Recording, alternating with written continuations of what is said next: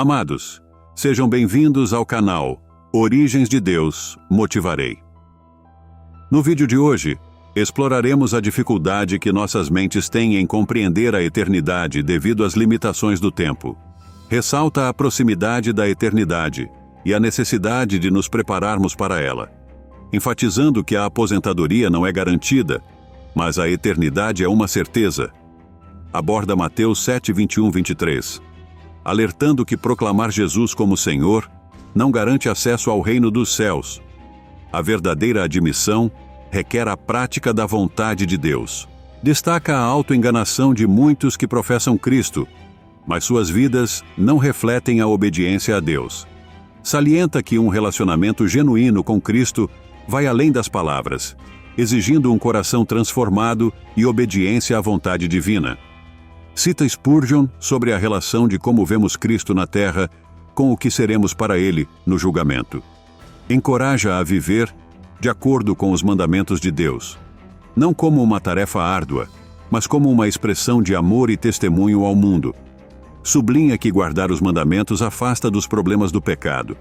Conclui visualizando o momento em que, no céu, ouviremos as palavras de Jesus: "Bem feito, servo bom e fiel", incentivando a viver cada dia com esse objetivo. Que Deus abençoe suas vidas e todos tenham um bom vídeo.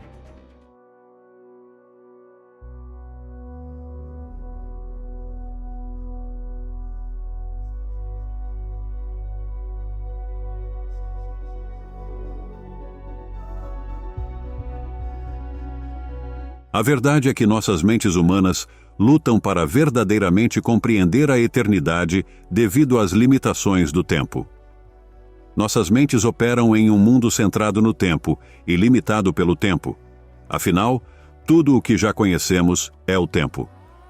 O conceito de eternidade pode ser incrivelmente desafiador de se compreender. A eternidade, o domínio de eras intermináveis, está apenas a um passo de nós. Você entende quão próxima a eternidade está de você e de mim? Leva apenas uma única respiração, um instante solitário, para transicionar para a eternidade.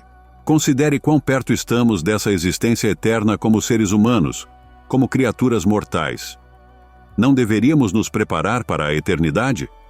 Devemos buscar sinceramente entendê-la e fazer as preparações necessárias. Sim, você pode estar preparado para a aposentadoria, mas a própria aposentadoria não é garantida. Nem todos nós chegaremos à idade de se aposentar. Por outro lado, a eternidade é uma certeza absoluta. Você está preparado para a eternidade? Está pronto para enfrentar seu Criador? Mateus 7, 21, 23.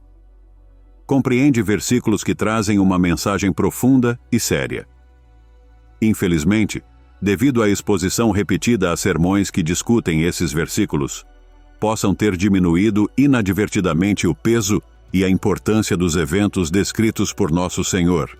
Acostumamo-nos um pouco a ouvir esse tópico pregado, resultando em um efeito entorpecedor em nossa percepção desses versículos. Portanto, o objetivo do meu sermão hoje é restaurar o respeito e o temor que esses 3 versículos, Mateus 7, 21 e 23, merecidamente possuem. É essencial reacender uma apreciação pela gravidade e significado das lições transmitidas dentro destes versículos. Esses 3 versículos são sérios. Mateus 7, 21 e 23. Nem todo aquele que me diz, Senhor, Senhor, entrará no reino dos céus, mas aquele que faz a vontade de meu Pai que está nos céus. Muitos me dirão naquele dia, Senhor, Senhor, não profetizamos nós em teu nome? E em teu nome não expulsamos demônios? E em teu nome não fizemos muitas maravilhas? E então lhes direi abertamente, nunca vos conheci. Apartai-vos de mim, vós que praticais a iniquidade. As pessoas ouvirão estas palavras em seus momentos finais antes do inferno. Não é todo aquele que simplesmente proclama ou afirma que Jesus é o Senhor ressuscitado, e o governante de suas vidas terão acesso ao reino dos céus naquele dia iminente. Exclusivamente aqueles indivíduos que ativamente cumprem a vontade de Deus serão concedidos admissão, conforme Jesus ensinou. É a maneira como vivemos nossas vidas que serve como um verdadeiro testemunho de nossa lealdade e autenticidade como seguidores dele. Meras palavras parecem ter significado limitado neste aspecto. Palavras não podem substituir a obediência, e nem mesmo obras religiosas. O verdadeiro teste de fé reside em nossa obediência à vontade de Deus. Meras palavras de Senhor. Senhor tem pouca importância sem uma vida que faça a vontade do Pai. Sejamos honestos uns com os outros e reconheçamos quão fácil pode ser adquirir vocabulário religioso, recitar clichês religiosos, memorizar a Bíblia e até cantar músicas religiosas. Tudo isso sem cumprir a vontade de Deus, sem ser obediente à vontade do Pai. Até mesmo Satanás cita as Escrituras. Até mesmo os demônios sabem e creem que há um Deus. Tiago 2,19 diz: Tu crês que há um só Deus, fazes bem. Também os demônios o creem e estremecem. A realidade é que, quando uma pessoa experimenta um genuíno renascimento espiritual, ela recebe a presença interior do Espírito Santo, como evidenciado em Romanos 8,9.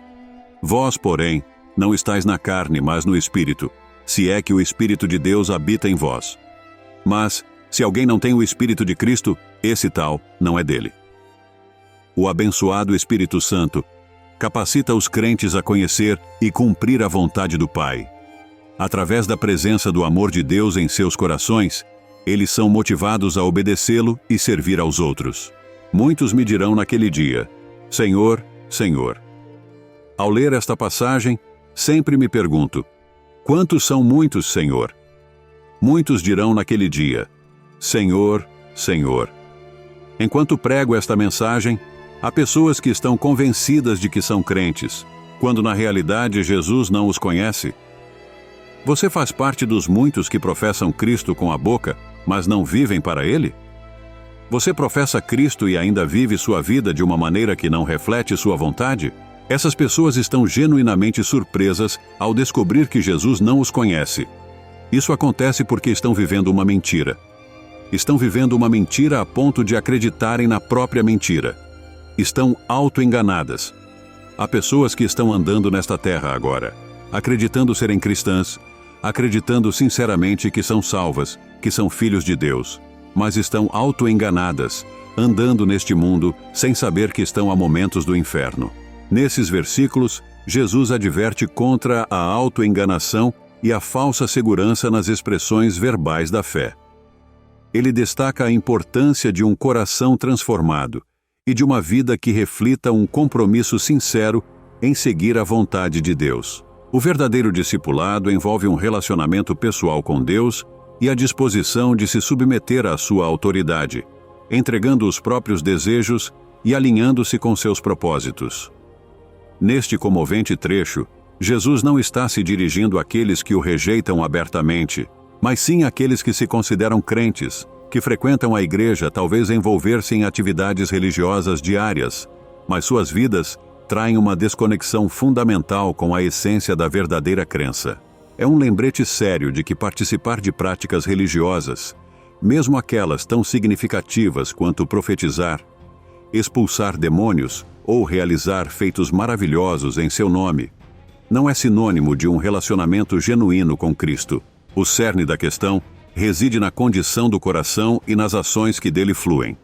É fácil cair na armadilha de equiparar o sucesso espiritual com atividades religiosas visíveis e quantificáveis. No entanto, Jesus enfatiza que essas não são as indicações supremas de um verdadeiro crente.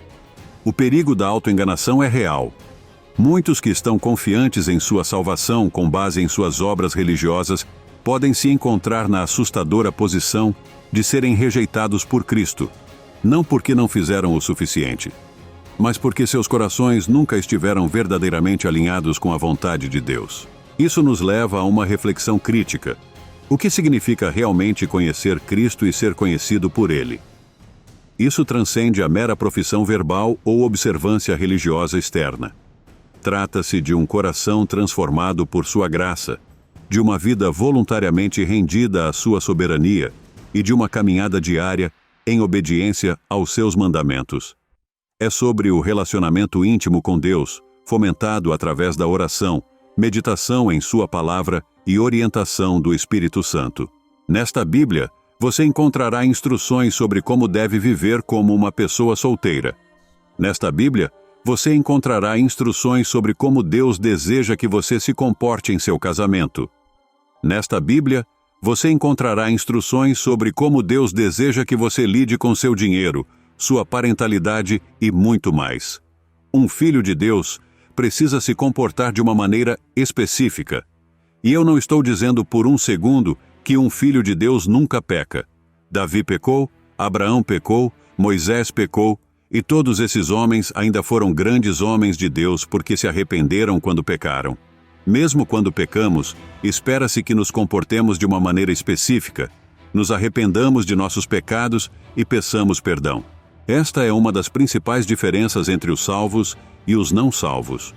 Os não salvos, quando pecam, continuam com suas vidas, mas quando os salvos pecam, eles pedem perdão, assim como Davi fez no Salmo 51.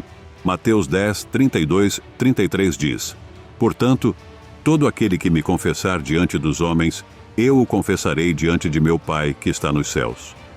Mas aquele que me negar diante dos homens, eu também o negarei diante de meu Pai que está nos céus.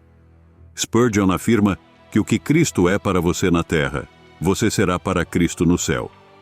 Repetirei essa verdade. Qualquer que seja Jesus Cristo para você na terra, você será para Ele no dia do julgamento. Se Ele for querido e precioso para você, você será querido e precioso para Ele. Se você pensar tudo sobre Ele, Ele pensará tudo sobre você. Quem foi Charles Spurgeon?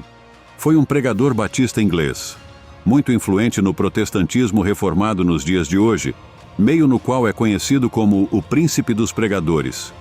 Foi uma figura forte na tradição batista reformada, defendendo a igreja de acordo com o entendimento da Confissão de Fé Batista de 1689, e se opondo às tendências teológicas liberais e pragmáticas na igreja de seus dias. A declaração de Charles Spurgeon: qualquer que seja Jesus Cristo para você na terra, você será para Ele no dia do julgamento. É uma verdade poderosa que todos nós devemos levar em consideração. Ela nos lembra da relação próxima que temos com nosso Senhor e Salvador e da importância de nossa resposta a Ele nesta vida. Então, o que Cristo representa para você na terra? Ele é uma figura distante, alguém que você só pensa aos domingos ou em momentos de necessidade? Charles Spurgeon. Ou ele é o seu tudo, o centro de sua vida e a fonte de sua esperança e alegria? Ele é um gênio na garrafa ao qual você só ora quando está em apuros? Ou ele é a própria pulsação do seu coração, o ar que você respira? Ele é seu último recurso ou seu primeiro recurso? Se Cristo é querido e precioso para você, então você pode se consolar com o fato de que será querido e precioso para Ele no dia do julgamento. Seu amor por Ele não passará despercebido, e Ele o recompensará por sua devoção fiel. No entanto, se Cristo não é uma parte central de sua vida, se Ele é apenas um conhecido casual ou um pensamento passageiro, então você deve se preocupar. Devemos entender que nossa resposta a Cristo nesta vida determinará nosso relacionamento com Ele na eternidade. Se formos fiéis a Ele agora, se o amarmos e o servirmos de todo o coração, seremos recompensados com um relacionamento próximo e íntimo com Ele no céu. Mas se o ignorarmos ou o rejeitarmos nesta vida, seremos separados dele para sempre. Não experimentaremos a alegria e a paz que vêm de conhecê-lo e perderemos as bênçãos de um relacionamento eterno com ele, a vida eterna que ele oferece. Você sabe qual é a localização exata do inferno? A localização exata do inferno está no final de uma vida que rejeita a Cristo. Ele é o único e exclusivo caminho para o Pai. Você precisa lidar com ele. Não pode evitá-lo, não pode contorná-lo e não pode negá-lo e ainda receber a vida eterna. Mateus 10:33 diz: Mas qualquer que me negar diante dos homens, eu também o negarei diante de meu Pai, que está nos céus. Isso não significa que uma única negação te condena ao inferno. Isso está incorreto. Vemos que Pedro negou o Senhor 3 vezes e foi perdoado e restaurado. Portanto, se você negou a Cristo, Deus o perdoará e o restaurará. No entanto, negar a Cristo vai além de uma negação verbal. Uma pessoa pode professar Cristo com a boca e negá-lo com sua vida. A Bíblia é clara. Não se pode dizer que ama a Cristo e desobedecê-lo. Essa dura verdade na Bíblia, uma verdade que as pessoas não gostam de pregar. A obediência aos mandamentos de Cristo é ao mesmo tempo um sinal e um teste de nosso amor por Ele. João 14,15 diz: Se me amais, guardai os meus mandamentos. Mandamentos. Esta declaração simples, mas profunda, nos lembra que nosso amor por Deus não se trata apenas de nossos sentimentos ou emoções, mas também de nossas ações. Jesus não disse: Se me amas, sinta isso. Ele não disse que se o amamos, nossas emoções nos dirão. Ele não disse que se o amamos, sentiremos um sentimento suave e emotivo em nosso coração. Não, Jesus disse: Se me amais, guardai os meus mandamentos. Então, como podemos provar nosso amor por Deus? A resposta é clara: guardando os seus mandamentos. Deus nos deu seus mandamentos em sua palavra, e é nossa responsabilidade, como cristãos que o amam, segui-los. Eu sei que alguns de vocês podem estar pensando: mas pastor, guardar os mandamentos de Deus nem sempre é fácil. Todos cometemos erros, e às vezes ficamos aquém dos padrões de Deus. E você está certo, todos somos imperfeitos, e todos ficamos aquém da glória de Deus. Mas isso não significa que devemos desistir de nos esforçar para guardar seus mandamentos. Em vez disso, devemos pedir a ajuda e a orientação de Deus para guardar seus mandamentos. Devemos orar pelo Espírito Santo para nos capacite a viver uma vida que seja agradável a Deus. E também devemos nos cercar de outros crentes que possam nos apoiar e encorajar em nossa caminhada com Cristo. Além disso, não devemos encarar a observância dos mandamentos de Deus como um fardo ou uma tarefa árdua. Pelo contrário, devemos vê-la como uma oportunidade de demonstrar nosso amor por Deus e de nos aproximarmos dele. A verdade é que guardar os mandamentos de Deus o manterá longe dos problemas do pecado. Nada destruirá uma vida como os problemas do pecado. Os cemitérios estão cheios de pessoas que se envolveram por causa dos problemas do pecado. As prisões estão cheias de pessoas porque se meteram nos problemas do pecado. Além disso, devemos lembrar que observar os mandamentos de Deus não se trata apenas de seguir regras ou marcar itens em uma lista de coisas a fazer e não fazer. Trata-se de viver uma vida que reflita o caráter de Deus e o amor de Cristo. Ame aqueles ao seu redor, ajude os menos afortunados, viva uma vida de honra e integridade. Quando guardamos os mandamentos de Deus, estamos demonstrando ao mundo que somos seus discípulos e estamos testemunhando o amor de Cristo, testemunho da sua verdade e da sua salvação. Sua vida é um testemunho. Eu quero que imaginemos um momento glorioso que todos almejamos. O dia em que chegaremos ao céu e ouviremos Jesus nos dizer: Bem feito, servo bom e fiel. Às vezes, deito na cama à noite e imagino esse dia maravilhoso.